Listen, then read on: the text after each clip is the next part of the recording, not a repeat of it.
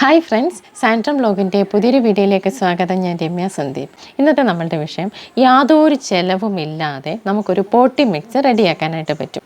എന്നാൽ അതിനകത്ത് ചെടിക്ക് വേണ്ടുന്ന എല്ലാ പോഷകങ്ങളും അടങ്ങിയിരിക്കുകയും വേണം. അങ്ങനെ ഒരു പോട്ടി മിക്സാണ് ഇന്ന് നമ്മൾ തയ്യാറാക്കുന്നത്. അതോടൊപ്പം തന്നെ നമ്മൾ സാധാരണ രീതിയിൽ ഇപ്പോൾ കൃഷി ചെയ്യുന്ന ആളുകൾ വില കൊടുത്ത് വളങ്ങളൊക്കെ വാങ്ങിച്ച് ചെയ്യുന്നില്ലേ, അപ്പോൾ അതിൻ്റെ ഒരു രീതിയും നമ്മൾ കാണിക്കുന്നുണ്ട്. അപ്പോൾ വീഡിയോയിലോട്ട് പോകുന്നതിന് മുമ്പ് നമ്മളുടെ ചാനൽ സബ്സ്ക്രൈബ് ചെയ്യാതെ വീഡിയോ കാണുന്ന സുഹൃത്തുക്കളുണ്ടെങ്കിൽ ഒന്ന് സബ്സ്ക്രൈബ് ചെയ്യണം. അതുപോലെ കഴിഞ്ഞ ദിവസം നമുക്കൊരു കമൻ്റ് ഉണ്ടായിരുന്നു, കുറേ നാളായിട്ട് നമ്മളുടെ വീഡിയോ മിസ്സിങ് ആണ്, അവർക്ക് കാണാൻ പറ്റുന്നുണ്ടായിരുന്നില്ല. അപ്പോൾ അവർക്ക് ഒരുപാട് ഉപകാരപ്രദമായിട്ടുള്ളതായിരുന്നു നമ്മളുടെ വീഡിയോ.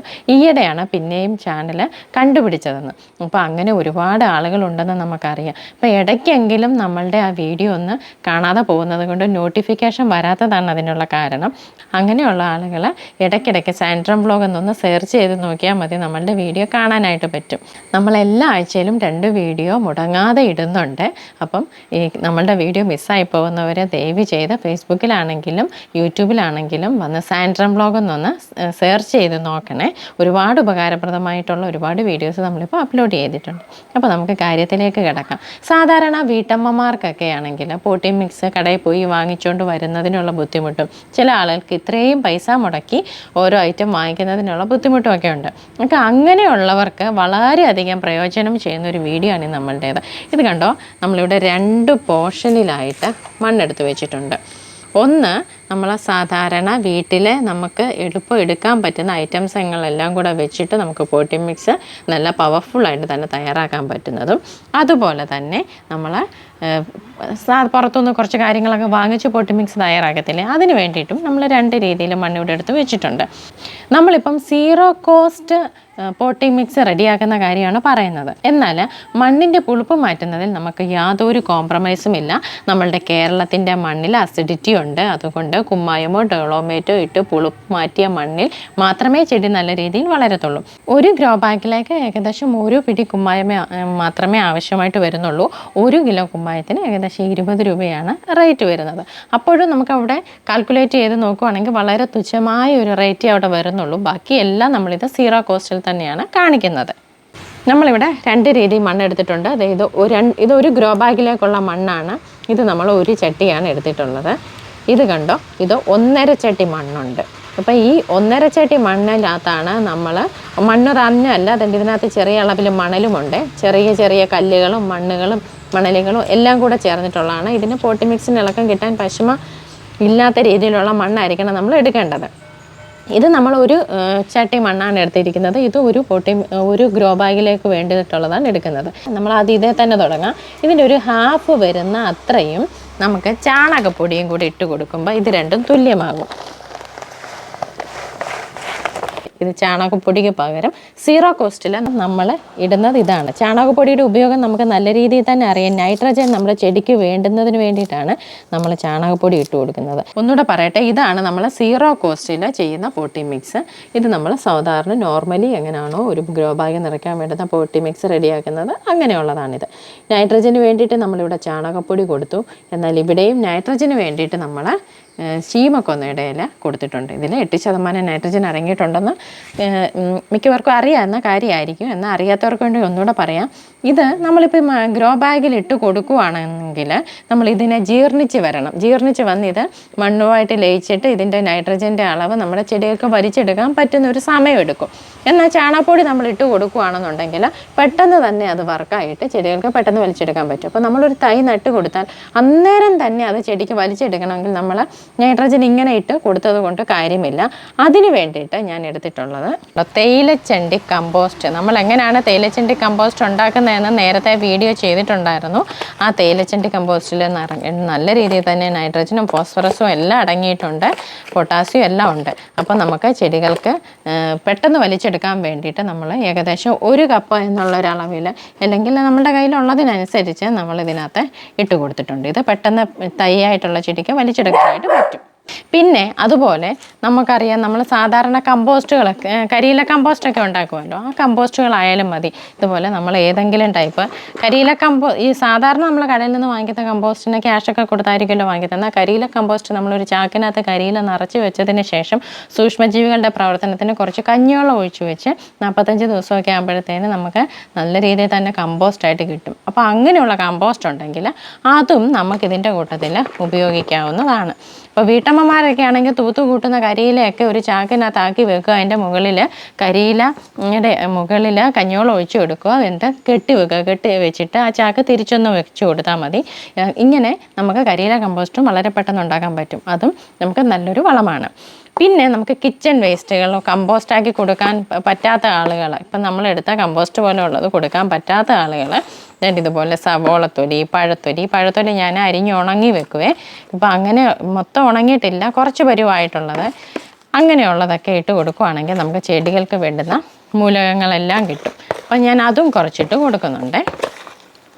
പിന്നെ ചെടികളുടെ വളർച്ചയ്ക്കും ഫോസ്ഫറസും അതുപോലെ വേര് വളർച്ചയ്ക്കും ഒക്കെ കാൽസ്യമൊക്കെ നല്ല രീതിയിൽ വേണം. അതിന് വേണ്ടിയിട്ട് ഞാൻ തന്നെ ഇത് കണ്ടോ, മുട്ടത്തോട് പൊടിച്ചു വെച്ചിരിക്കുന്ന, മിക്സിയിലിട്ട് പൊടിച്ചു വെച്ചിരിക്കുന്നതാണ്.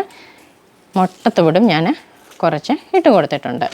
ഇതേ രീതിയിൽ നമുക്ക് സാധാരണ നമ്മൾ റെഡിയാക്കുന്ന ഈ പോട്ടി മിക്സിനകത്തോട്ട് വേണ്ടുന്ന ഐറ്റം എടുക്കാം. നമ്മൾ നൈട്രജന് വേണ്ടി ചാണകപ്പൊടി ഇട്ടു, അതുപോലെ തന്നെ നമ്മൾ ഫോസ്ഫറസും പൊട്ടാസ്യവും നല്ല രീതിയിൽ കിട്ടുന്നതിന് വേണ്ടിയിട്ട് നമ്മളിവിടെ എല്ലുപൊടി എടുത്തിട്ടുണ്ട്. കണ്ടോ, ഇത് നമ്മൾ കടയിൽ നിന്ന് വാങ്ങിച്ചിട്ടുള്ള എല്ലുപൊടി. ഒരുപാട് ഇട്ട് കൊടുക്കല്ലേ, ചെടി കരിഞ്ഞു പോകും. നമുക്ക് ഏകദേശം ഇത്രയും മതി. അപ്പോൾ ഈ എല്ലുപൊടിക്ക് പകരം ഫോസ്ഫറസും പൊട്ടാസ്യവും കിട്ടുന്നതിന് വേണ്ടിയിട്ട് ഞാനിവിടെ എടുത്തു വെച്ചിരിക്കുന്നത്, എല്ലുപൊടിക്ക് വേണ്ടിയിട്ട് സീറോ കോസ്റ്റിൽ ഞാനിവിടെ എടുത്തിരിക്കുന്നത് കണ്ടോ, ഇത് നമ്മൾ സാധാരണ ചിക്കനൊക്കെ നമ്മൾ വീട്ടിൽ വെക്കുമല്ലോ, ചിക്കൻ ആണേലും മീനാണേലും വെക്കും. അതിന് ശേഷം അത് നല്ലതായിട്ട് വെന്ത് തന്നെ ആയിരിക്കും നമുക്ക് കിട്ടുന്നത്. നമ്മൾ പ്രോസസ്സ് ചെയ്തിട്ടുള്ള എല്ലുപൊടിയാണ് നമുക്ക് കടയിൽ നിന്ന് വാങ്ങിക്കാൻ കിട്ടുന്നത്. അതുപോലെ നമ്മളിപ്പോൾ മിക്കവാറും കുക്കറിലോ അടുപ്പത്തുമൊക്കെ വെച്ച് വേവിച്ചെടുക്കുന്ന ചിക്കൻ്റെ എല്ല് നമ്മൾ കഴുകിയെടുത്ത് വെയിലത്ത് വെച്ച് ഉണങ്ങും. ഉണങ്ങിയതിന് ശേഷം നമുക്കൊരു കല്ലോ മറ്റോ ഇട്ട് പൊടിച്ചെടുക്കാൻ പറ്റും. അങ്ങനെ എടുത്തിട്ടുള്ളതാണ്. അപ്പോൾ ഇതിനകത്തും നിറച്ച് ഫോസ്ഫറസ് അടങ്ങിയിട്ടുണ്ട്. അപ്പോൾ ചെടിക്ക് വേണ്ടുന്ന ഫോസ്ഫറസൊക്കെ ഇതിനകത്തുനിന്ന് കിട്ടും. അപ്പോൾ ഇത് നല്ലൊരു ടിപ്പാണ്. ഇതിൻ്റെ വീഡിയോ എങ്ങനെയാണ് ചെയ്യുന്നതെന്ന് ഞാൻ നേരത്തെ ചെയ്തിട്ടുണ്ട്. അപ്പം എല്ലുപൊടിയുടെ കാര്യം നമുക്കറിയാം, ഏറ്റവും നന്നായിട്ട് പൊടിച്ചിടാൻ പറ്റുമെങ്കിൽ അത്രയും നന്നായിട്ട് പൊടിച്ചിടുക. ഇത് സ്ലോ റിലീസ് ചെയ്യുന്ന ഒരു ഫെർട്ടിലൈസറാണ്. വളരെ പതുക്കെ മാത്രമേ ഇതിൻ്റെ ഗുണം ചെടികൾക്ക് കിട്ടത്തുള്ളൂ. ദീർഘകാല വിളകൾക്കൊക്കെയാണ് കൂടുതലായിട്ട് നമ്മൾ എല്ലുപൊടി ഇട്ട് കൊടുക്കുന്നത്. നമ്മൾ പോട്ടി മിക്സ് തയ്യാറാക്കുമ്പോഴേ എല്ലുപൊടി ഇട്ട് കൊടുക്കുന്നതിൻ്റെ കാര്യം എന്ന് പറഞ്ഞാൽ ചെടിക്ക് പൂക്കാനും കായ്ക്കാനും പ്രായമാകുന്ന സമയത്തേക്ക് നമുക്ക് ഇതിൻ്റെ ഫലം ചെയ്യും, ഗുണം ചെയ്യും. അതുകൊണ്ടാണ് നമ്മൾ പോട്ടി മിക്സ് തന്നെ ഇത് ഇട്ട് കൊടുക്കുന്നത്. അല്ലാതെ ഇത് ഇടയ്ക്കിടയ്ക്ക് ഇട്ട് കൊടുക്കേണ്ട കാര്യമില്ല. ഇനി നമുക്ക് ഇതിനകത്ത് കൊടുക്കേണ്ടത് വേപ്പിൻ പിണ്ണാക്കാണ്. നമുക്കറിയാം, വേരുകളിൽ കൂടിയുള്ള ചെടിയുടെ കീടങ്ങളുടെ ആക്രമണങ്ങളെല്ലാം ചെറുക്കുന്നതിന് നമ്മൾ വേപ്പിൻ പിണ്ണാക്ക് ഇട്ട് കൊടുക്കുന്നുണ്ട്. അതുപോലെ മണ്ണിലെ കീടങ്ങളൊന്നും വരത്തില്ല, കണ്ടോ. അപ്പോൾ ഇതിന് നമ്മൾ കുറച്ച് വേപ്പിൻ പിണ്ണാക്ക് ഇതിനകത്ത് ആഡ് ചെയ്തു.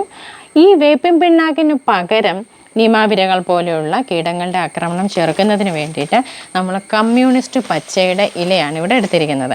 അപ്പോൾ അതിൻ്റെ വീഡിയോ നമ്മൾ നേരത്തെ ചെയ്തിട്ടുണ്ട്, കമ്മ്യൂണിസ്റ്റ് പച്ചയുടെ യൂസൊക്കെ. അപ്പം നമ്മളത് ഇട്ട് കൊടുക്കുമ്പോൾ പ്രത്യേകം ശ്രദ്ധിക്കണം, ഇതിൻ്റെ ഒരു തണ്ട് പോലും വരരുത്, അത് ഗ്രോ ബാഗിൽ കിടന്ന് കിളുക്കാൻ ഇടയാകും. അതുകൊണ്ട് നമ്മളിതിൻ്റെ ഇല മാത്രമായിട്ട് എടുത്ത് കട്ട് ചെയ്ത് വേണം ഇടാനായിട്ട്. ഇതിൻ്റെ ഒരു ചെറിയൊരു തണ്ടുണ്ടെങ്കിൽ വരെ കിടന്ന് കിളിക്കും. അപ്പോൾ അത് ഒഴിവാക്കാനായിട്ട് ഇല മാത്രം ഇങ്ങനെ കിള്ളി ഇട്ട് കൊടുക്കുന്നതാണ് ഏറ്റവും നല്ലത്. അപ്പോൾ വേപ്പിൻ പിണ്ണാക്കിന് പകരമാണ് നമ്മളിത് ഇട്ട് കൊടുത്തത്. വേപ്പിൻ പിണ്ണാക്കിന് പകരം നമ്മൾ ഇതിനകത്ത് ഈ ഇല ഇട്ട് കൊടുത്തു.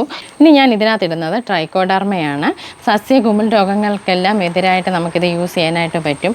അപ്പം അതുപോലെ നമുക്ക് ചാണകപ്പൊടിയിൽ ട്രൈക്കോഡർമ ഇട്ട് സമ്പുഷ്ടീകരിക്കുകയാണെങ്കിൽ അതാണ് ഏറ്റവും നല്ലത്. ഇത് നമ്മൾ ട്രൈക്കോഡർമ ഇതിനകത്ത് ഇട്ടു.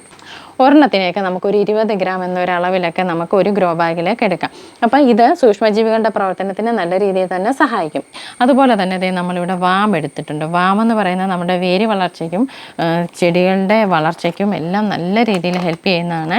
അപ്പോൾ അതും നമുക്ക് ഇതിനകത്തോട്ട് ഇട്ട് കൊടുക്കാം. ഇതിന് പകരം സീറോ കോസ്റ്റ് ഫെർട്ടിലൈസറിൽ നമ്മൾ എന്താണ് ഇട്ട് കൊടുക്കുന്നതെന്ന് പോട്ടി മിക്സ് നിറച്ച് കഴിയുമ്പോഴാണ് അത് ചെയ്യേണ്ടത്. ഇത്ര മതിയാവും. ഇനിയും ഇത് നമുക്ക് മിക്സ് ചെയ്യാം. സാധാരണ ഈ രീതിയിലാണ് നമ്മൾ പൈസ കൊടുത്ത് വളങ്ങളൊക്കെ വാങ്ങിച്ച് ഒരു പോട്ടി മിക്സ് തയ്യാറാക്കുന്നത്. അപ്പോൾ ഇതിനി നമുക്കൊരു ഗ്രോ ബാഗിലോട്ട് നിറയ്ക്കാനുള്ള പരുവമായിട്ടുണ്ട്. ഇത് നമുക്ക് മിക്സ് ചെയ്യാനായിട്ട് ഇച്ചിരി ബുദ്ധിമുട്ടാണ്. ഞാനിത് നിങ്ങൾക്ക് എന്തൊക്കെ ഇട്ടെന്ന് കാണിച്ച് തരാൻ വേണ്ടിയാണ് ഇതെല്ലാം ഡയറക്റ്റ് ഇതിലെടുത്തിട്ടത്. നമുക്ക് ഇത് കുറേശ്ശെ ഗ്രോ ബാഗിൽ ഓരോ ലെയറായിട്ട് ഇട്ട് കൊടുത്താലും മതിയാവും. അല്ലാതെ അല്ലെങ്കിൽ ഇത് ചെറിയ ചെറിയ പീസുകളാക്കി കട്ട് ചെയ്ത് നമുക്കിത് ഗ്രോ ബാഗിലിട്ടാലും കുഴപ്പമൊന്നുമില്ല. എന്തായാലും ഇത് നന്നായിട്ട് മിക്സ് ആവണം. അപ്പോൾ സീറോ കോസ്റ്റിൽ നമ്മൾ ഉണ്ടാക്കിയിരിക്കുന്ന പോട്ടി മിക്സിൽ ട്രൈക്കോഡെർമയും വാമും ചേർത്തിട്ടില്ല. അതിന് പകരമായിട്ട് നമ്മൾ എന്താണ് ചേർക്കുന്നതെന്ന് ഇത് ഗ്രോ ബാഗിൽ നിറച്ചതിന് ശേഷം കാണിച്ചു തരാം. നമുക്ക് ഗ്രോ ബാഗിലോട്ട് നിറയ്ക്കാം. നമ്മൾ യൂസ് ചെയ്തിട്ടുള്ള ഗ്രോ ബാഗ് തന്നെയാണെങ്കിൽ അപ്പോൾ നമ്മൾ 2 രീതിയിലുള്ള സീറോ കോസ്റ്റ് ഉള്ളതും കാശും മുടക്കിയുള്ളതുമായിട്ടുള്ള പോട്ടി മിക്സ് നിറയ്ക്കാനുള്ള ഗ്രോ ബാഗ് എടുത്തിട്ടുണ്ട്. 2ൻ്റെയും ചുവട്ടിൽ നമ്മൾ അത്യാവശ്യത്തിന് കരിയിലിട്ട് കൊടുക്കുക. അതിനുശേഷം നമുക്ക് ഏകദേശം ഇതിൻ്റെ ഒരു 1/4 ഭാഗത്തോളം നിറഞ്ഞാൽ മതി. ഇത് മുകൾ ഭാഗം വരെ ഒന്നും കോരി നിറയ്ക്കേണ്ട കാര്യമില്ല. അതിനുശേഷം നമ്മൾ ഇടയ്ക്ക് വളമൊക്കെ ഇട്ട് കൊടുത്ത് മണ്ണൊക്കെ ഇച്ചിരി ഇതിൻ്റെ ചുവട്ടിൽ ഇട്ട് കൊടുക്കണം. ഓപ്പുണ്ട് അപ്പോഴത്തേന് ഇതിനകത്ത് സ്പേസ് വേണം. അപ്പോൾ ഇത് നമ്മളൊരു 1/4 ഭാഗത്തോളം നിറച്ചിട്ടുണ്ട്. ഇതിനി ഒരു ദിവസം നമ്മൾ വെള്ളമൊക്കെ ഒഴിച്ച് കൊടുത്ത് ഒരു 3 ദിവസം ഇങ്ങനെ വെച്ച് ഇതൊന്ന് സെറ്റ് ആയതിനു ശേഷം നമുക്കിതിനകത്ത് ഏത് തൈ വേണമെങ്കിലും നട്ടു കൊടുക്കാം. ഇനി ഇതിനകത്ത് നമ്മൾ ആദ്യം കരിയിലിട്ടു, ഇനി ബാക്കി ഇതെല്ലാം കോരി നിറയ്ക്കാം. ഇതിൽ നമ്മൾ ട്രൈക്കോഡെർമ എല്ലാം ചേർത്ത് സെറ്റാക്കി വെച്ചിട്ടുള്ളതാണ്. എന്നാൽ ഇതിനകത്ത് നമുക്ക് സൂക്ഷ്മജീവികളുടെ പ്രവർത്തനത്തിന് വേണ്ടിയിട്ട് കുറച്ച് കഞ്ഞിവെള്ളം ഒഴിച്ചു കൊടുക്കാം. കഞ്ഞിവെള്ളമോ തേങ്ങാ വെള്ളമോ മോരും വെള്ളമോ ഒക്കെ നമുക്കിതിനകത്ത് ഒഴിച്ചു കൊടുക്കാം. അതുപോലെ തന്നെ നമ്മൾ ഇതിനകത്ത് വാമിട്ടു. വാമ വേരുകളുടെ വളർച്ചയെ പെട്ടെന്ന് ത്വരിതപ്പെടുത്തുന്നതിന് വേണ്ടിയിട്ടാണെന്ന് ഞാൻ പറഞ്ഞല്ലോ. അതിൻ്റെ സെയിം യൂസിന് വേണ്ടിയിട്ട് നമുക്കിതിനകത്തൊരു കറ്റാർ വാഴ ഞാൻ എടുത്തിട്ടുണ്ട്. കറ്റാർ വാഴയുടെ എന്ന് വെച്ചാൽ നമ്മളുടെ വീട്ടിലുള്ള കറ്റാർ വാഴയുടെ ഏറ്റവും താഴ്ഭാഗത്തേത് പോകാറായിട്ടുണ്ടായിരുന്നതാണ്. അപ്പോൾ അതിൻ്റെ ജെല്ല് അതെവിടെ നമ്മൾ ഇടുന്നതെന്ന് വെച്ചാൽ നമ്മളതേണ്ട ഇവിടെ കുഴി എടുത്തിട്ട് നമ്മൾ ചെടി നടുവല്ലോ. ചെടി ഇത് ഏകദേശം ഒരു 5 ദിവസം വെച്ചതിന് ശേഷം ഇതൊന്ന് സെറ്റായിട്ട് നമുക്ക് ചെടി നട്ടാൽ മതി. അതേസമയം ഇത് നമുക്കൊരു 3 ദിവസമൊക്കെ ആകുമ്പോഴത്തേനും നടാം. അപ്പോൾ ആ ചെടി നടുന്ന ഭാഗത്തോട്ട് ഇതിൻ്റെ ജെല്ല് നമുക്ക് ഒഴിച്ചു കൊടുക്കാം. വേര് വളർച്ചയെ ത്വരിതപ്പെടുത്തുന്നതിന് ഒരുപാടൊന്നും ഒഴിച്ചു കൊടുക്കണ്ട.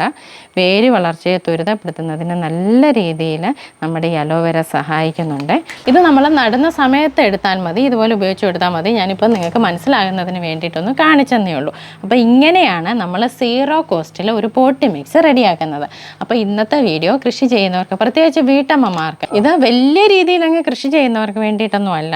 നമ്മൾ വീട്ടമ്മമാർക്കും ടെറസിൻ്റെ മുകളിലും ഒക്കെ കൃഷി ചെയ്യുന്നത് ചെറിയ രീതിയിൽ നമുക്ക് സീറോ കോസ്റ്റിലും നമുക്ക് പോട്ടി മിക്സ് റെഡിയാക്കിയിട്ട് ഏത് കൃഷി വേണമെങ്കിലും ചെയ്യാൻ പറ്റും എന്ന് കാണിച്ചു തന്നതാണ്. അപ്പോൾ ഇന്നത്തെ വീഡിയോ നിങ്ങൾക്ക് എല്ലാവർക്കും ഉപകാരപ്രദമായെന്ന് വിശ്വസിക്കുന്നു. ഉപകാരപ്രദമെങ്കിൽ തീർച്ചയായും ലൈക്കും കമൻറ്റും ചെയ്യാൻ മറക്കരുത്. നിങ്ങൾക്ക് ഇഷ്ടമായിട്ടുണ്ടെങ്കിൽ മറ്റു സുഹൃത്തുക്കൾക്കൊക്കെ ഒന്ന് ഷെയർ ചെയ്ത് കൊടുക്കണം. അപ്പം മറ്റൊരു വീഡിയോയുമായി വീണ്ടും കാണാം. നന്ദി.